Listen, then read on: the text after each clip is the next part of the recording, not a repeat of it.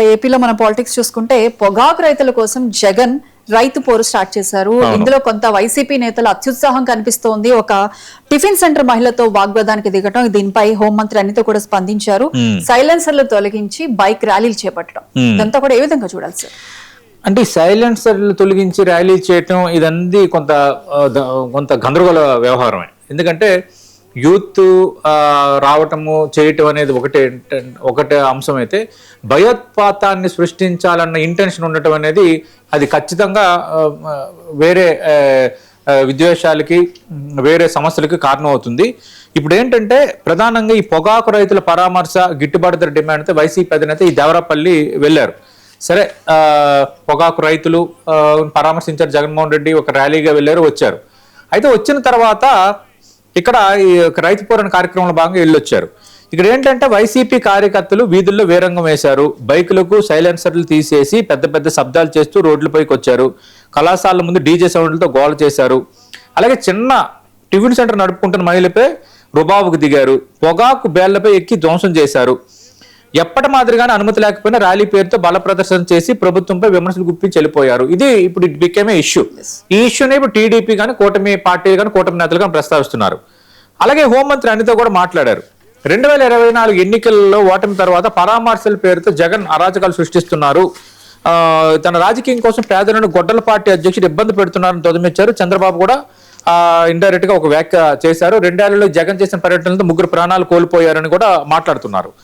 ఇప్పుడు ఇక్కడ ఇష్యూ ఏంటంటే వైసీపీ ప్రస్తావిస్తున్న అంశం ఏంటి, మాజీ ముఖ్యమంత్రి, మీరు ప్రతిపక్ష హోదా ఇవ్వకపోయినా ఆయన ప్రతిపక్ష నేత అండ్ వైసీపీ భాషలో ఒక పరామర్శకు వచ్చేటప్పుడు ఒక ఇష్యూ పైన ప్రజలను అడ్రస్ చేయాలన్న ఆలోచనతో వచ్చినప్పుడు సరైన భద్రత కల్పించడం లేదు, ఆయన తగ్గ భద్రత కల్పించకపోవటం వల్ల, సరైన రీతిలో పోలీస్ సిబ్బంది లేకపోవటం వల్ల జనసందోహం మాబ్గా వచ్చేస్తున్నారు, అది కంట్రోల్ చేయలేకపోతున్నాము, అందువల్ల సమస్యలు వస్తున్నాయని వైఎస్ఆర్ కాంగ్రెస్ పార్టీ అంటుంది.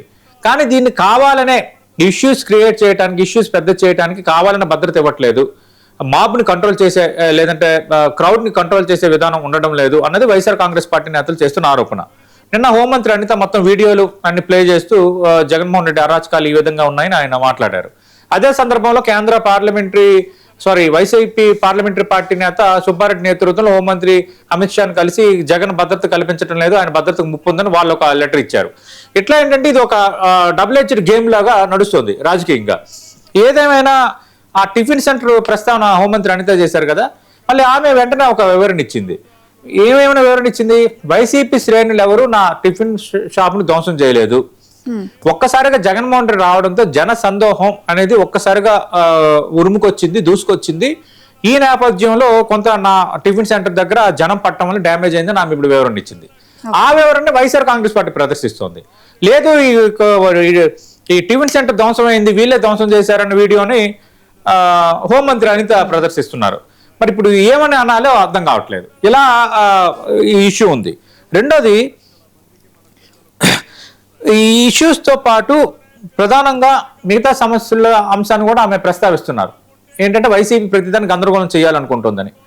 కానీ ఒక మాట మనం చెప్పాలి, నిజంగా వైఎస్ఆర్ కాంగ్రెస్ పార్టీ నేతలు లేదంటే వైఎస్ఆర్ కాంగ్రెస్ పార్టీ మద్దతుదారులు, వైఎస్ఆర్ కాంగ్రెస్ పార్టీని వైఎస్ జగన్మోహన్ రెడ్డిని ఇష్టపడే అభిమానులు నిజంగా కనుక ఈ విధంగా సైలెన్స్ తీసి భయోత్పాతం సృష్టించే వాతావరణం నిజంగా క్రియేట్ చేసి ఉంటే, ఇలాంటి రఫ్గా ప్రవర్తించుంటే ఖచ్చితంగా వాటిని కంట్రోల్ చేసుకోవాల్సిన బాధ్యత వైఎస్ఆర్ కాంగ్రెస్ పార్టీగా ఉంటుంది. వాళ్ళు చేయలేదంటున్నారు, కానీ చేసినట్టుగా కొన్ని అంశాలు ఇప్పుడు తెర ముందుకు వస్తున్న వాతావరణం శ్రీకాకుళంలో కూడా చూసాం.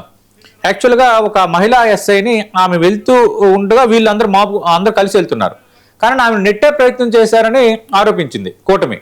నెట్టే ప్రయత్నం కాదు, అక్కడ ఆందోళనలో భాగంగానే అందరూ ముందుకు వెళ్తున్నప్పుడు ఆమె కూడా ముందు వెళ్తున్నారు క్రౌడ్లో ఉండడం వల్ల అన్నది వీళ్ళు ఇచ్చిన వివరణ. ఏదేమైనా ఇలాంటి విషయాల్లో వైఎస్ఆర్ కాంగ్రెస్ పార్టీ టీడీపీ కూటమి విమర్శించింది కాబట్టి, హోంమంత్రి అనిత ఆరోపణలు చేశారు కాబట్టి మేము ఏమీ చేయలేదు, మీ శుద్ధపసలో అనకూడదు. నిజంగా ఇలాంటి ఇష్యూస్ ఎక్కడైనా జరుగుతున్నప్పుడు మా పరంగా మీ పార్టీ కార్యకర్తలు ఒకవేళ అందరూ అలా ఉండరు, కొందరు దుర్బుద్ధితో ఇలాంటి పరిణామాలకు కారణం అవుతారు అనుకున్నప్పుడు ఖచ్చితంగా వాళ్ళని కంట్రోల్ చేయాల్సిన బాధ్యత కూడా వైఎస్ఆర్ కాంగ్రెస్ పార్టీకి ఉంది. ప్రతిదీ రాజకీయంగా చేస్తున్నారని ఆరోపించడానికి కూడా అవకాశం ఉండదు. అట్ ది సేమ్ టైం కూటమి ప్రభుత్వం కూడా రాజకీయంగా, నేను చెప్పాను కదా, రాజకీయంగా శత్రువులు ఉండరు, ప్రత్యర్థులే ఉంటారు. జగన్మోహన్ రెడ్డి మాజీ ముఖ్యమంత్రి, 11 సీట్లు వచ్చిన 40% ఓట్ బ్యాంక్ ఉన్న వ్యక్తి. ఆంధ్రప్రదేశ్ పొలిటికల్ ఫినామినాలో ఆయన ఒక స్ట్రాంగ్ కంటెండర్. అందుకు ఆయనకు ఇవ్వాల్సిన భద్రత ఆయనకి ఇవ్వాలి. ఎందుకంటే ఆయన కూడా జనాల ఫాలోయింగ్ ఉంది, ఆయనకి పార్టీ క్యాడర్ బలంగా ఉంది. ఖచ్చితంగా ఆయన వస్తున్నారు అన్నప్పుడు మొబిలైజ్ అవుతారు క్రౌడ్.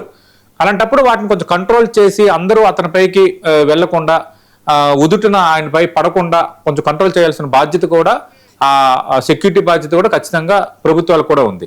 వైఎస్ఆర్ కాంగ్రెస్ పార్టీ కార్యకర్తలు ఎంత సమయం పాటించాల్సిన బాధ్యత ఉందో జగన్మోహన్ రెడ్డికి కూడా అదే రీతిలో కొంత భద్రత కల్పించి సమస్య లేకుండా చూడాల్సిన బాధ్యత కూడా కూటమికి ఉంది. ఇక్కడ రాజకీయాలకు అతీతంగానే చూడాలి, ప్రతిదీ రాజకీయ కోణంలో చూడాల్సిన అవసరం లేదు. ఎందుకంటే నేను చెప్పే కదా, ఒక మాజీ సీఎం ఆయన జెడ్పీఎస్ కేటగిరీ ఉంది. రెండు క్రౌడ్ వచ్చినప్పుడు ఖచ్చితంగా పోలీసులు ఒక ప్రభుత్వానికి సంబంధించిన వాళ్ళు కాదు కదా, ప్రభుత్వాలు మారుతుంటాయి కానీ వ్యవస్థ అనేది శాశ్వతం అంటారు కదా. అలాగే ఈ ఈ విషయంలో మాత్రం వైసీపీకి మనం చెప్పాల్సినవి చెప్పాం. అలాగే కూటమి సంబంధించి వాళ్ళు ఏ విధంగా వ్యవహరించాలన్న విషయంలో కూడా ఒక క్లారిటీ ఇచ్చాం.